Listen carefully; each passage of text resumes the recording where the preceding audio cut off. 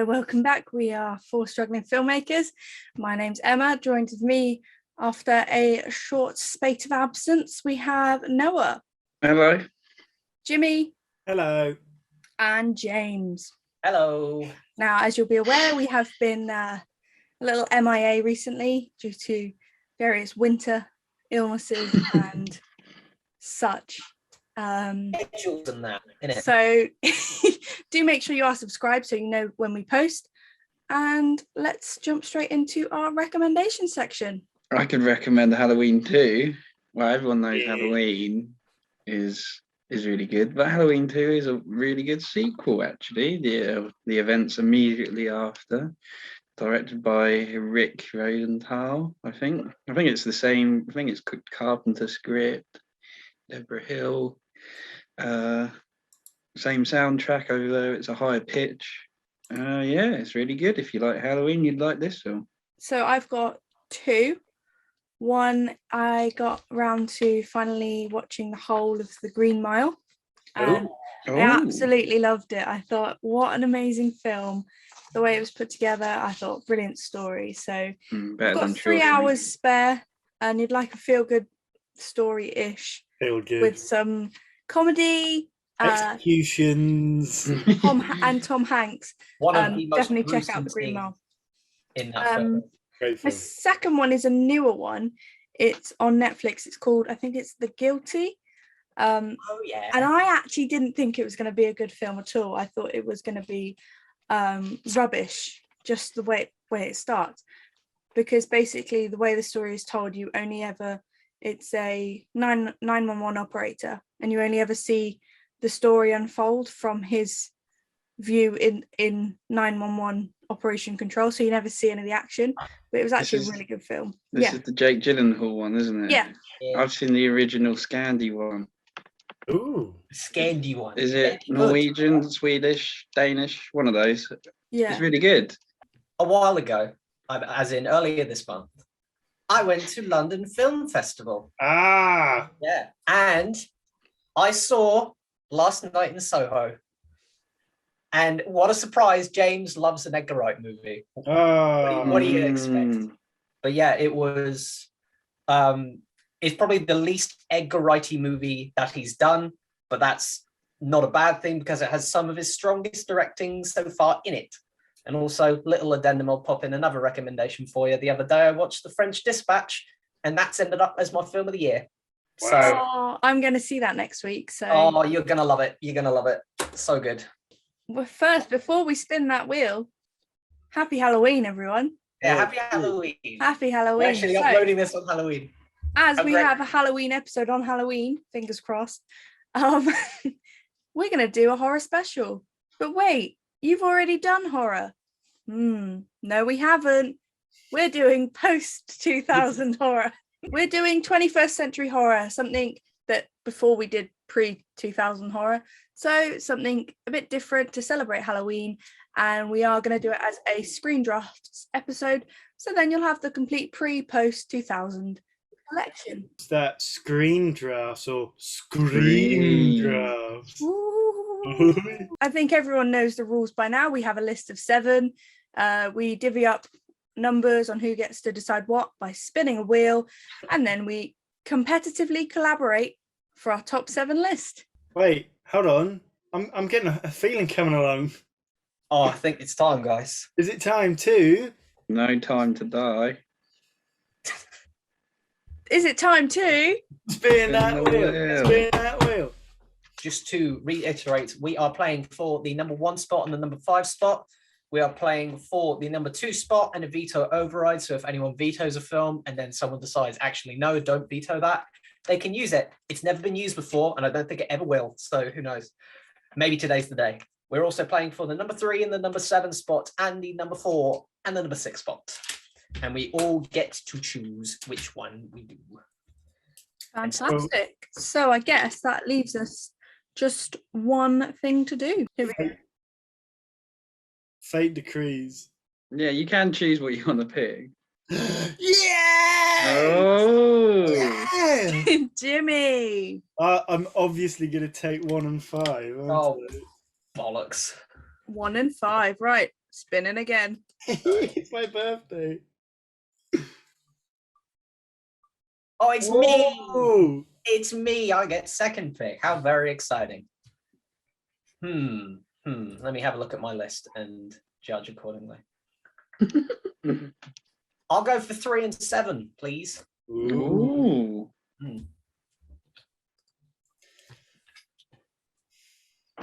Very saucy. Oh. Oh, wow. Ooh, this is interesting. So it's either the 2 and override or 4 and 6. Yeah. I wonder what you pick. Damn, I think. We might have to change the rules one day to get rid of the override. I think I've had it twice, actually. Right, I'm going to go for 4 and 6. 4 and 6. We're all deeply shocked now, deeply. Because it means Emma only gets 1 pick. That's good. But Emma gets the override. Oh, hold on. Hold on. Oh, my goodness, Emma, you actually got one. Emma, well done. I think I'll go for number 2 in the veto override. Shall we go straight to James for our number 7? Oh, God, yeah, I'm first, aren't I? Oh, dear. My number 7 pick. I think for this screen draft, what I usually do whenever I get the picks and I see what other people have picked, I move mine around a bit and be like, oh, because they've talked about that and put that there, I want to talk about this film more, so I'm going to budget up. But today, I'm just going to stick with what my list is. For my number 7, I have picked a film which, to me, I'd say is more of a guilty pleasure than anything else, because every time I rewatch it, I like it a little bit less. That being said, I still think it is so much fun to watch this film. And even though it doesn't necessarily stick the landing with what happens afterwards, I think this initial setup and cast and just overall vibe that it creates is fantastic. So my number 7 pick is It Chapter 1. Oh, don't cry, Jimmy. Not the worst, as in like it must be the newer version. Yeah, the newer version, not the sequel with all the adults, because I think even though the casting that's pretty good, it doesn't stick it at all. But I think the first one is a great movie. It's a great adventure movie as well. It's basically just the Goonies fighting an evil fear monster. The evil clown is great. I really enjoy it. I think the chemistry between all the actors is very well done. I think the horror elements, that entire sequence in the spooky house is still one of my favorite sequences in any horror film, because it gets how much I love just like spooky, like is self-aware to a point where they know what they're doing so much so that they can really play around with it and be like weird. I'm not saying the film's perfect. That's why I put it at 7.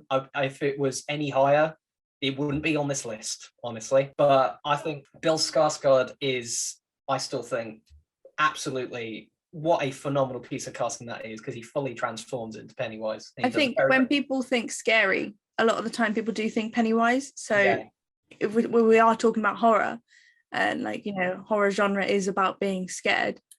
So I think it's a good choice, actually, and I'm going to back you on that one. I haven't seen the film, so I couldn't possibly tell you anything. Oh.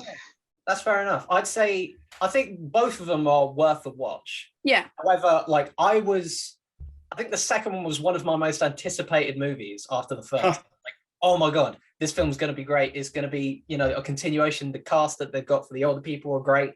And then I watched it, have not watched it since. Yeah, it is a little bit disappointing, isn't it? Yeah, Isn't there supposed to be a third one coming out as well? No, I don't think it was, because it was the first one is the first half of the book. Yeah. And the second one was the second half of the book. Kind of like Dune recently, because they did the first half and now they've just announced the second half. I think, I completely agree. It's a classic horror, is it not? Jimmy, obviously you made a fuss, so yeah, Jimmy, kick off. Why don't you? I don't like it. No, Why? I don't like the first one very. I know we're only talking about the first one. I don't like the second one at all. I had a horrific cinema experience, to be fair, watching it. The speakers blew just as there was that terrible bit where the thing throws up and it starts playing Angel of the Morning. What don't you like about the first one? But I don't remember like any of it. To be fair, I watched this late at night. I don't find anything remotely menacing about Pennywise the clown. I don't feel invested in most of the kids' characters, except for the girl who I feel sorry for. I don't like the bullies. I've not seen it recently enough to give any objective criticism, but I didn't like it. Feel free to veto if you want to. Yeah, I was going to say. Well, eagle-eyed viewers would have seen me reach over to my drawers and pull out an extra card because I realised I'd forgotten to write veto. But we're just too early on in the game, aren't we? Okay, so It Chapter 1 passes through. Yeah, I'm happy with that. Seventh best horror film post-2000, It Chapter 1. So now we're going on to number 5. No, we're not. No, we're going to number 6 because I can't count, with Noah. Oh, Hello. Thanks. Hello, everyone. For my number 6, controversially, I'm going for It Chapter 2. No. I was about to say, really? No, but it does begin with It. Oh. It Comes at Night. Oh, really? Okay. Ooh. Have we seen? Yes, no? I have, yeah. Only James. Wow. I remember I've seen watching it. this film. Oh, sorry. Yeah, only me who has not. I love this film. I saw it a few years back.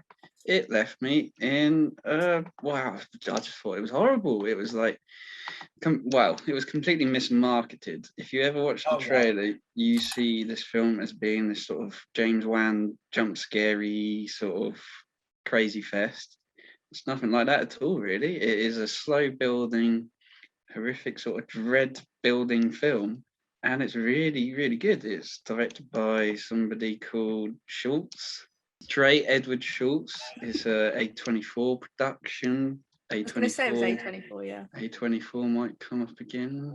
I imagine it probably will, or Bloomhouse, something like that. Oh yeah, they could do. But yeah, I just really liked this film. I didn't really have many expectations when I watched it, and I was just on the edge of my seat. I was very gripped. What's the premise is there's this sort of family and this sort of very quiet sort of in the woods. It's Joel Edgerton as the father, and wow, I can't say too much really because I don't want to spoil it for the viewers and all you, Jimmy. But basically, so they're in a bit of a weird sort of environment, a bit of a disease-ridden environment, shall we say. I think that might have been a bit of a spoiler, actually. But, well, I think from the trailer, like I've seen the trailer and it looked like it was a zombie film. But we shall leave that there, I think. Yes, we'll leave that there. It completely builds up this tension and this dread inside you because Joel Edgerton's family meet up with this other family. They're strangers, obviously, but they meet up and it's all a bit tense and it's a bit like, oh, should I trust this family? Should I not trust this family in this sort of very quiet, bespoke world? It's difficult when you think of genre because, like, genre isn't as solid as maybe once it was perceived to be. Genres tend to like mishmash. Like, for example, you can think of, I was having this debate earlier with someone, what makes a thriller and what makes a horror. Like, sometimes things just merge, and I think family dramas make some of the best horrors because it's about everyday life, and what's more horror, like, shocking than everyday life, let's be real. Or your family. Yeah. So I think I can see the debate why people are like, oh, it's a family, but like if it makes you scared or gives you that fear, it's a horror, surely. Yeah. When I watched this film initially, I didn't really know much about it. Like, I know Noah mentioned the fact it was mismarketed. I didn't even see any of the marketing for it. I got to see it free because the perks of working at a cinema. So I was just like, hey, this film's on, I'll go and see it. Yeah, well, pleasantly surprised. You summed it up very well, Noah, when you mentioned dread. That is a very good way to describe it. It's filled with that sort of uneasy tension. And also sometimes it's good to go into a film without having seen the pre-marketing because, you know, then you aren't misled. There's no expectations. So It Follows at Night sits quite nicely. Well, I didn't pick that film. So. There's two films. It Comes at Night. Sorry, yeah. It's because crossover I would watch though. It Comes at Night, yeah. Number 5, we jump over to God, that's Maestro me. Man himself, Jimmy. Oh God, here we go. The first of two films on my list by this director, one of which we shall never see now unless I magically bump it up 6 places. Yes, this film is very different in tone to the two that have come so far. It's also about a decade older. We're only just in the 2000s, so this is interesting. It is 2002's Dog Soldiers. That was backwards, isn't it? Dog Soldiers. Oh, By Neil Marshall, the Right. master of the genre. What can I say about this film? My dad, for years when I was a young boy, said, "One day, son, when you're old enough, I will show you a film called Dog Soldiers about a bunch of English soldiers in the woods of Scotland fighting werewolves." And I was like, "Dad, that day cannot come soon enough." And I was just absolutely blown away by the perfect blending of horror and comedy, like real deadpan British comedy. That is Dog Soldiers, with these fantastic prosthetic or costumes, really, all practical effects of these werewolves that look fantastic. Real like 70s and 80s hardcore gore, loads of homages to earlier werewolf films. I also have not seen this film. And Liam Cunningham I've is never heard of this movie. wow. Yeah, It straight is. up. It is literally British soldiers fighting werewolves in the forests of Scotland. Well, Well, Jimmy sold me, so I want to see this film because the other work that this director has done, which Yes. might possibly come He- up a bit later. He went on to bigger and arguably better things, but I prefer Dog Soldiers to his other most notable horror film. it's very interesting at this point, though, because here we are sitting here. Jimmy's regaling about a film that I've never even heard of. I've never seen. I can't Um, believe it. Emma's never seen. Noah's never seen. I am on the same thought line as you, James. I was with Jimmy when he said I wouldn't veto a film that I'd never seen, but then if you think about it and you're trying to put the 5th best post-2000 horror film on the table, Yeah, but it might be. And- You've never seen it. only one But quarter, How much can we trust you? or only 1 out of 4 has seen Yeah, it. that's a good point. Yeah. What? It's like, I'm not saying that the film's bad, but I can't say the film's good either. No, Oh, come so on. can we? We're now, as we're approaching higher and higher levels, Yeah. can we really say? Can we let it slide? God. I know the director, so I'd trust that he would make a good horror film. Thank you. So I wouldn't veto it personally, but I'll leave it with Emma. And, I see. I was going to leave it with you. oh, is it? Baby Right. James don't want to use his veto. Oh, see, you're all talk, both of you. Well, no, it's interesting to have the discussion because, like, It is. I mean, you are putting a film on the table that we haven't heard of. Maybe the audience hasn't even heard of. It's fair. I'm quite shocked that I'm the only one. Well, I don't know why I should be. I shouldn't be, but I thought at least 2 of us would have seen this. I'm quite shocked. You know what? You can keep it. Why not? Our 4th best, which we're throwing the phone back to Noah for his final choice. all right. Thank you for throwing it back to me, and it's from a director. That's good. He's American, and he's only done a couple so far. I think I know He's what got this a very bright future ahead of him. I both enjoy his films that I've seen, and I look forward to his upcoming projects. He goes by the name Robert Eggers, Oh, and I've gone 4 out of the 2. The Witch. the Vavitch. Oh, Oh, there! I've got loads of groans here, haven't I? Fun fact about the Vavitch: I watched it at its BFI Film Festival London premiere. Thank you for that fact. I hope you had a great time. Ralph Ineson. That's where I met Ralph Ineson. It's a brilliant film. It's Robert Eggers. It's The Witch, starring Anna Taylor-Joy, Ralph Ineson, Finchy. So the plot is it's like 1600s New England, what have you, and there's this very devout Christian family, and they're in the wilderness, and there's lots of things that are starting to happen because I believe that one of the members of the family exiles from the local church or defies the local church, la-di-da-di-da. And then the little boy disappears mysteriously, and things start things start happening basically, and it's much similar to my other pick. Things start building up and up and up and up, and the dread and the suspense becomes almost too much. And well, the title's called The Witch, so there's probably witches in it, everyone. And witches, you know, we all know witches, a staple of Halloween. But yes, no, this is just brilliant. I went to the cinema when I first saw it. I didn't really know much about it going into it. It wasn't really one that I had on my horizon, shall we say.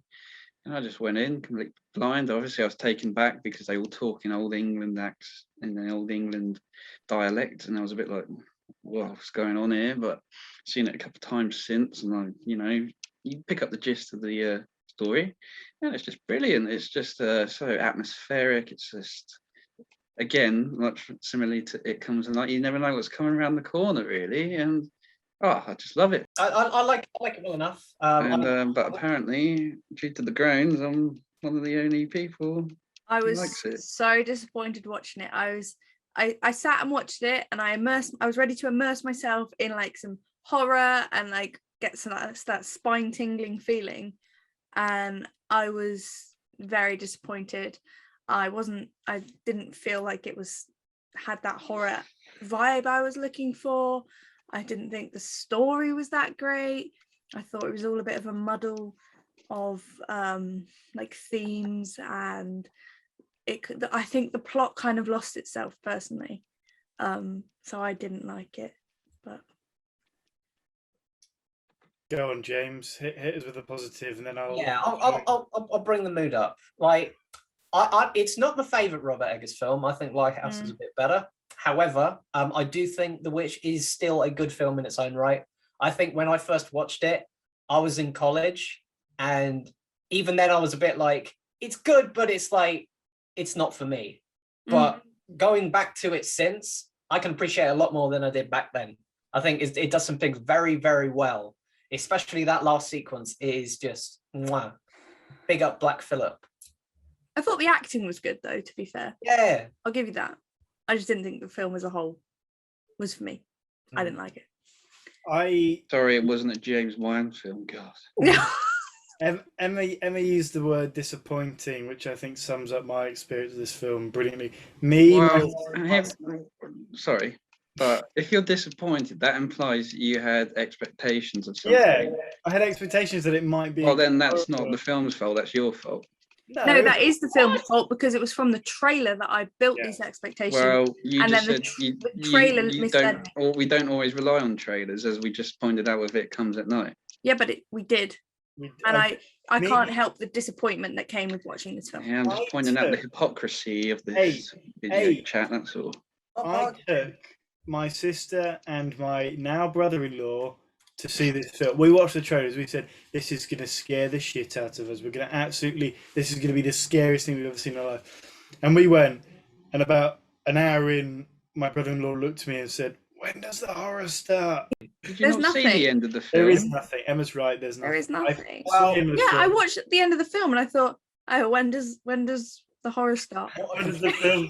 And then the credits started rolling, and I think that was the most horrific thing of the film. Nothing scary at the end. This is probably the most heated I've seen you two in a while. Yeah. I think you guys have been very harsh on the Vivitch. I can't see myself getting this riled up by another film on the list, so I will use my veto. And I don't think Emma's going to override it as well, which makes it a bit more secure. So I will use my veto and override. Right, so I got to pick another one, have I? Yes, you do. Yeah, no. You didn't like The Witch, you didn't get it, clearly. So we'll move on to a film that is a bit more basic. Wow. You don't have to wrap your minds around it. It's Neil Marshall's The Descent. Coming in at number 4. Neil Marshall's Was The that your Descent. above or your below? Yeah, it was number 3 technically on my list. Really? Wow. Do you rate this highly then? No one else rate this as highly as me? Maybe not this high, but Oh, I haven't seen the movie. oh, James, it's a Wah, must. wah. I also It is a haven't seen the must. movie. It is a It's on no one's Netflix, gonna. though, so I will probably watch it at some point. At least no one's going to veto it, Jimmy. Oh, Right.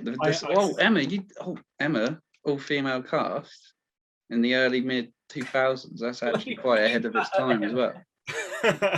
Isn't that a bit ahead? That's ahead of its time, though. That is ahead of its time. Last time I checked, yeah. But yeah, let's talk about Descent and not whatever I'm talking about. So yeah, another British film. So I've seen this film a couple of times now. Yeah, it's a bit different to what I originally had with The Witch. It's more, what would you say, your classic horror. So it has a lot of jump scares, but it is really stressful, this film, because it's about a group of ladies who go caving. It's just hell, because it's basically, the way I think about it, this is just aliens, but it's not in space, it's down below. And is that a good description, Jimmy? Yeah, I think that's pretty. That certainly sums up the tone and the feel of the film. Yeah, so yeah, it's a bit more jump scary than The Witch. I guess Jimmy would say there's actually horror in this.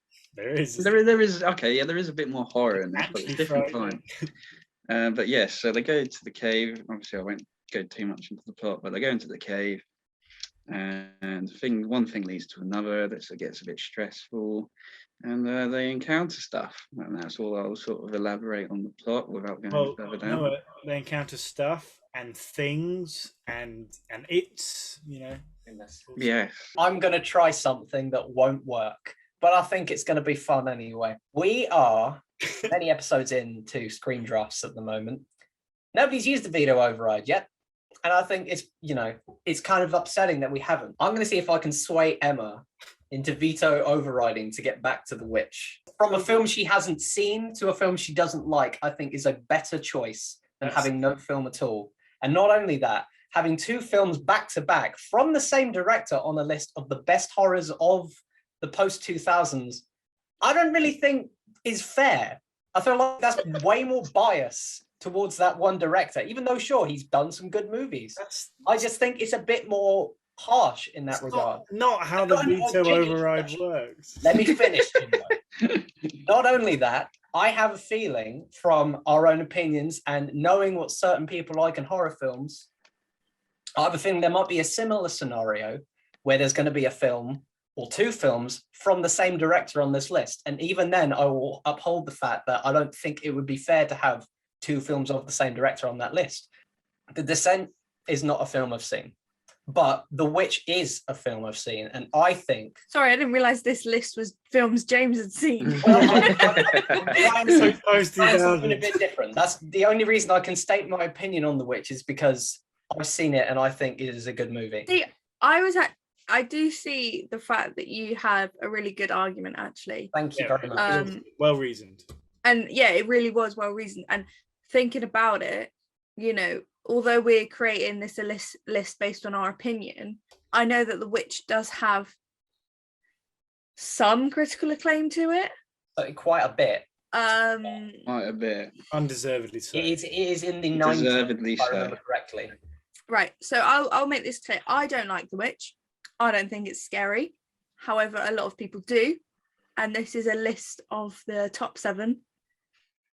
So, based on James's reasoning, I am going to veto override back to The Witch. Yeah. Okay. That's not even how the veto override is meant to work, but fine.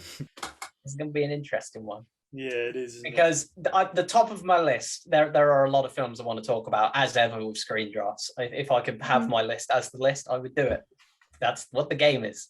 If you remember the original screen drafts that we did, you might remember a similar film at number 3. I'm going for 2018 Suspiria. I just knew it. No. Oh, geez. Jimmy, we've got a veto between us, haven't we? Well, but yeah, you have a veto. Well, Noah can if he really wants to. But as always, I've got to state my I don't know how Noah's going to be able to not veto this. Well, I'm surprised that I'm surprised that I managed to unveto The Witch. So I feel I've used all of my persuasive energy on that. Of course, the original Suspiria is about a girl who goes to a dance academy. Turns out it's run by witches. Oh, look, there's more witches on this list. Susie But the remake of Suspiria is a version of that done in a completely different style with completely different goals, obviously a completely different cast. Yeah. And to me, it ticks all the boxes for me that the first one not necessarily did.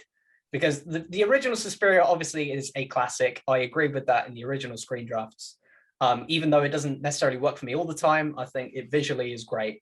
And it has some very good elements to it. So I didn't even know it was a remake. I didn't even know what it was about.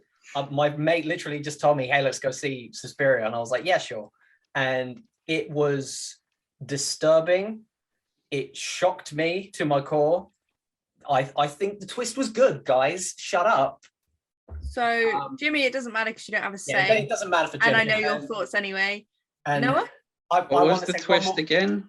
It was the fact that Susie she is a witch or something.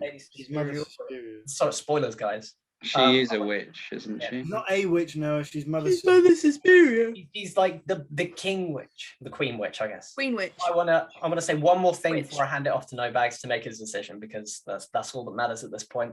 Tilda Swinton, holy shit, one actor. Holy shit, she is so good. The fact that she plays 3 different roles, and I didn't even know until weeks later that she played 3 different roles. She fully inhabited those characters, so much so that both me and my mate found out at the same time that she was in it, playing 3 different people, and we lost our minds. I'll veto it. Yes! And let me explain to you why. Emma from the top rope. There's several reasons why I'm going to veto it. Number one is I've had enough of hearing about Suspiria on this podcast. I think it's come up about 4 or 5 episodes. I've had enough of hearing about it. And number 2, a lot of people think it's absolute trash. So unfortunately, number 3 is too high. Maybe lower down, I would have let it pass. But yeah, you're vetoed, mate. Oh. Wow, I didn't even have to say anything. And I'm doing this decision based on faith. And based on the fact that you guys don't know yet. What? So, James's pick for number 2 for the best films of the 21st century. Number Horror. 3, isn't it? Number 3, sorry, my bad. My counting's bad. It was number 2, horror, now it's horror. Number 2. That's why I made the mistake. It is a horror movie. It is indeed. That would make sense for this list. It is a horror movie that I really enjoyed, and I think will go down as a modern classic. Last Night in Soho. Oh. Yeah. And what? That screws us over, doesn't it? Yeah, that's not even out yet. About it. We You can if you want to, but we legally can't have seen it yet. you legally cannot have seen the movie. Unless But I can tell you, it's absolutely cracking. It will be out by the time this video's out, so maybe some people have already seen it. But for those who haven't, I'll give you a brief synopsis. It's about a fashion designer who moves away from her lovely, like, I think it's Somerset-y town, because obviously it's Edgar Wright, so that's where he's from, to the big city of London, of Soho specifically. And she's moved there to study fashion. How did you afford that? Fuck knows, honestly. And then she goes to the London University of Art or something. And she goes there, she lives in halls for a bit, realizes everyone there is basically a massive bitch. So she decides to live on her own. It's based on Emma's life. Yeah. Sorry. Not wrong. So she goes to live above. But yeah, she goes to live above Bistro because that's the only place she can afford. Oh. And then every night she has dreams about going back to the 60s, and she's this woman named Sandy, who's also Anya Taylor-Joy. About what got on in the 60s, and it's all about nostalgia and how it's dangerous and all that. And I don't think I can tell you much more. I think that's all I'll say. It's a film that's come out not even out, and you're putting it on the top 7 films. That's quite bold, to be fair. It is a bold choice. Feel free to veto if you want, but I just thought I'd get it out. Yeah, Noah. So, am I the only one holding any veto? Other than me, but I can't veto myself. Well, you I've done can. so in the James, past, but you can. Yeah. I You can. did And it's yourself last Jimmy's got week, number 1, Emma's got number 2. Yeah. What do you think, Noah? I don't know. Like, if I veto it, we've got to hear another James explanation. I will. Yeah, that's a good reason not to. But is it too recent? That's the thing. Yeah, I'm going to veto it. Oh, yeah. Sorry, James. I think we need to see it. We need at least one more person to verify your information. Okay. Wow. That is. So that means we get to hear what your number 1 would have been. Yeah. As always, Right. ladies and gentlemen, that was a little bit of a bait. Oh. I was trying to get some vetoes out of the James? way so I can play my hand right. Because I really want to annoy somebody, and I think you know who it is. So I'm going for the film that I kind of want to be on this film the most. It is my number 1 film. I think it is fantastic. I know some people don't. It is, of course, Jordan Peele's Get Out. Oh yeah, I'm happy with that. Of course, Oscar-winning screenplay by Jordan Peele. Fantastic use of subtext and little details that you can just pick apart. The whole film is great. The acting in it is fantastic. It's really good, Jimmy. What an actor he is. I love just how it all just boils down into such a heated story that even within those final shots, when you kind of assume what's going to happen and you have that cathartic release of he actually gets away, is so impactful. And I think it does it fantastically. And I don't think. Go on, Noah. I'll let you continue. That wasn't the original ending, though, was it? It wasn't. No, it was not the original ending. It was going to go really dour. And honestly, it was. It would be a very different movie. Yes, it certainly would. But I feel like with what it ended up with, I think the comic relief is very well done for this kind of film, because sometimes you can overdo it, but I feel like the way it's done feels so natural. And then, as I said, it kind of leads into that natural conclusion. It's great. Quite an important film, really, isn't it? In the modern era. I think. We should really have a very diverse set of films here, Jimmy. Absolutely, I think this is a good choice. Personally, I didn't have Get Out on my list because, as we said, we don't want to oversaturate our lists with too many of the same directors. So I actually picked Us over Get Out. Oh, really? I think there's a few different reasons why I did that. Interesting. So I'm happy with this. Actually, I'm very happy. Yeah, it wasn't on my list, but it was a honourable mention, shall we say? I am happy it made the list. Cool. So does that mean we get to move on to my pick? Yeah, Emma, we don't need to hear about Jimmy's hatred of that film, so let's move on to Emma. So I am torn between two films, and it was really hard to make my 1 and 2 list, but obviously I did in the end. But now I'm looking at it and I'm thinking, do I go for it or do I not? Yeah, okay, I'm going to demote my number 1 to my number 2 just for this.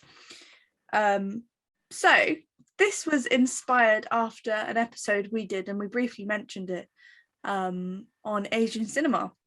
And I do think that it's kind of important that we touch maybe on some Japanese films in order to, because J-horror is massive, isn't it? It's culturally defining. And so I went away after this film was briefly mentioned. It's 2001. It is Takashi Miike, and I'm going to put Audition as my number 2. Ooh.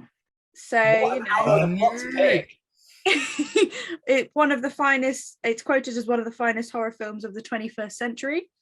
Audition takes the disturbing world to new cinematic heights, described by the iconic Quentin Tarantino as a true masterpiece, if there ever was one. Sorry, I had to interrupt because according to Letterboxd, Audition is 1999. Oh, But then when I go on, yeah, I had it done as 2001. Oh, IMDb saying 1999 as well. What a twist! What a twist! oh gosh, Emma. No, I swear. How have I found it's 2001 then? Oh, and Wikipedia is as well. Oh my god, it's getting 1999 across the board, Emma. Released March 3rd, 2000 in Japan. Yeah. Vancouver Released- International Film Festival. But Pre-released it depends. What do people Oh. say? I think this might be a good time to come in for a review. I've got it on Wikipedia. Release date in the United Kingdom, 16th of March 2001. Oh, but are we going by UK release, gen release, or premiere? I live in the UK. So do I. Um, Let's have a discussion about it very quickly. Let Emma finish saying what she likes about it. And Okay, go on. I just thought it was really good. I thought the storytelling was awesome. The horror elements of it was awesome. I just thought this list needed. I don't watch loads and loads of foreign cinema. I do watch foreign cinema, but not loads of it. And I thought, you know what?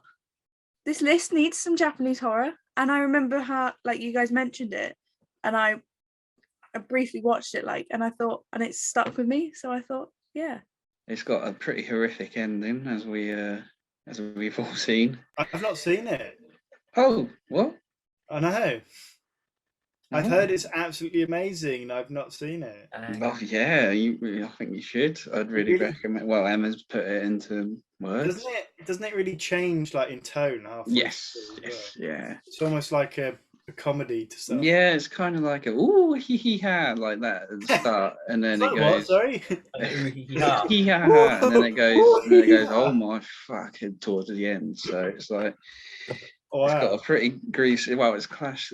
Yeah, Takashi Miike, he does those kind of films, doesn't he? Really. But where do we stand on release dates? That is the question. Should we go round, James? I think. Oh, I don't know. I can give my 2 cents. Yeah, okay, kick us off, Jimbo. Why not? If you want a little bit of time to think, because I was considering a film that was right on the border at 2000, and I didn't go for it, which is completely irrelevant to what I'm about to say. But when I was looking at that, I would always say that what IMDb says as the release year, I would take that as gospel. I've got the release date 2001, so that's it really. End of.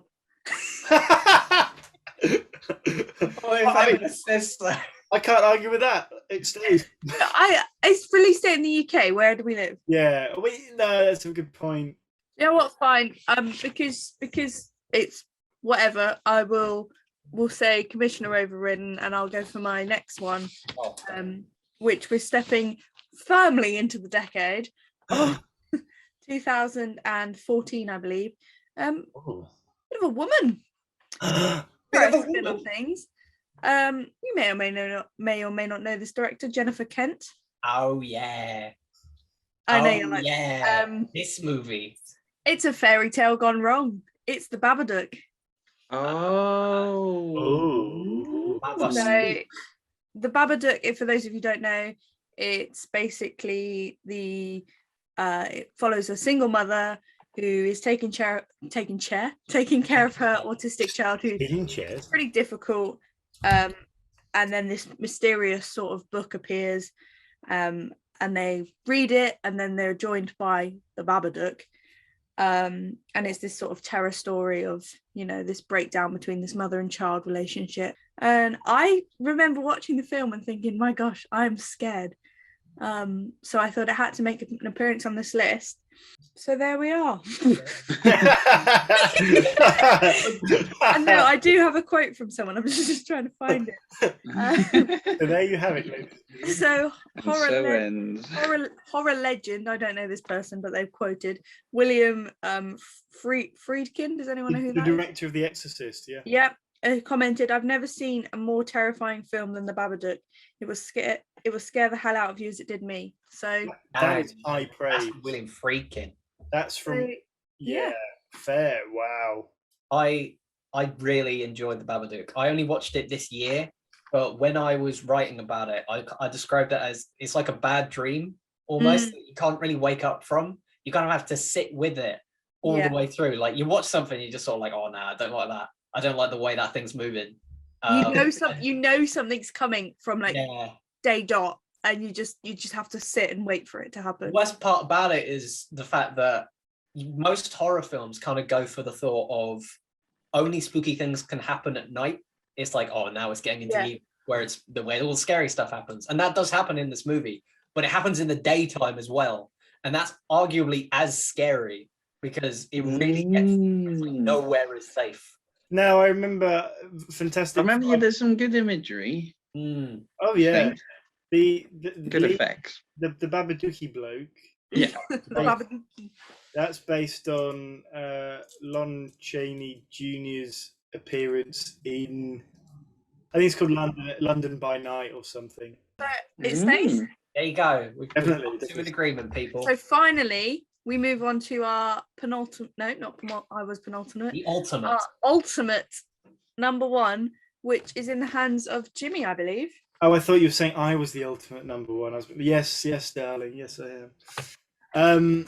No, thank you. We're back to me. I've got a tough choice to make now because I thought I knew what I wanted to do.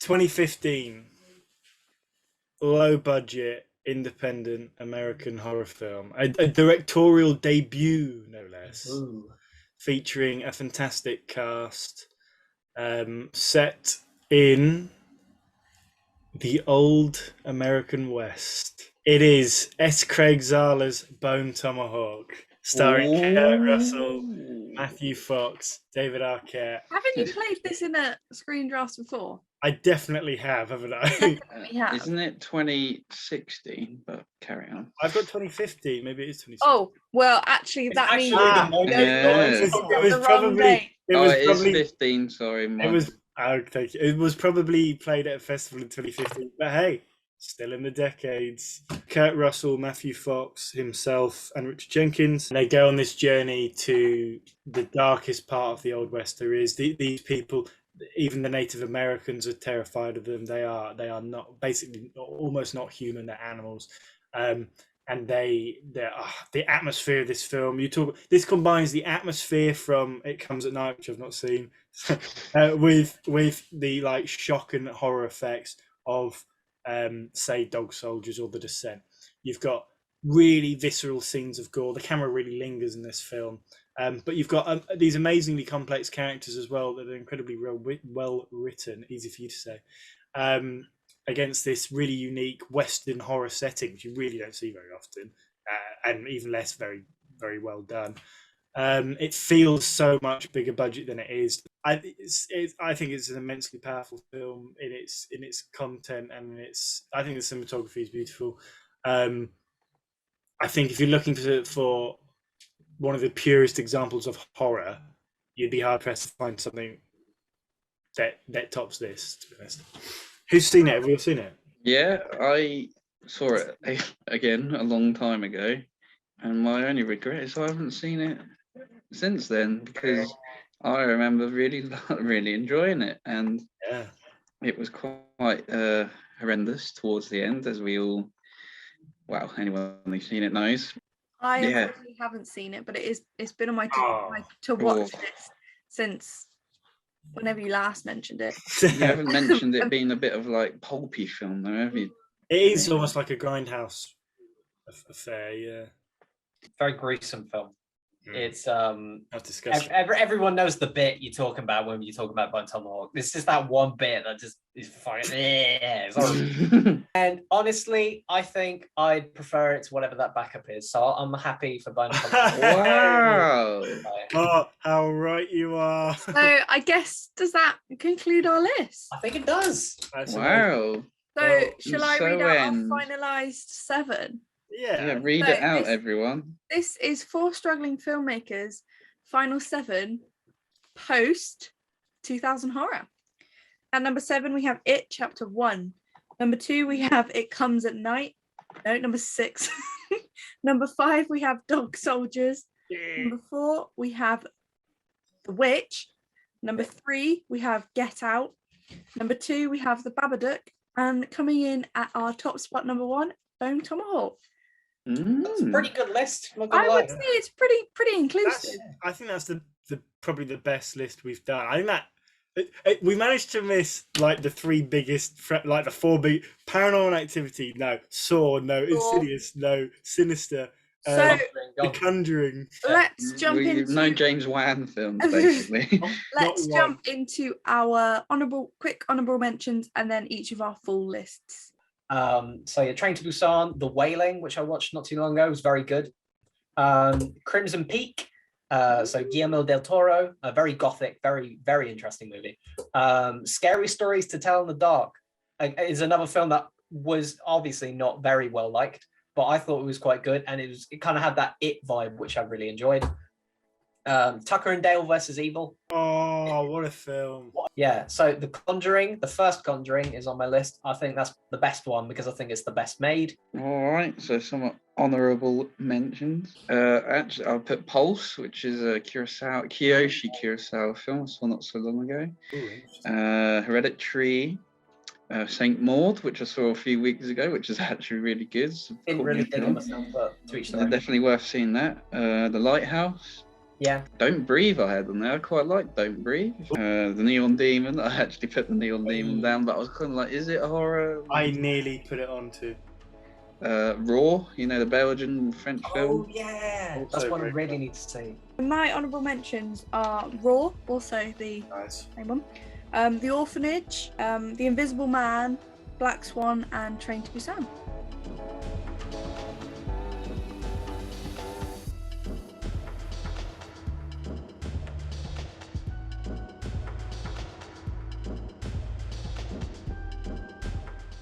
We hope we've given you something spooky to watch over this wonderful spooky season. And hopefully we will catch you very, very soon in our next episode. But until then, we're going to continue to struggle. You guys continue to stay safe, and we'll catch you around. Bye. Have a spooky Halloween. Ooh. Yes, I haven't seen Dog Shoulders, so I can't really compare it to Dog Shoulders.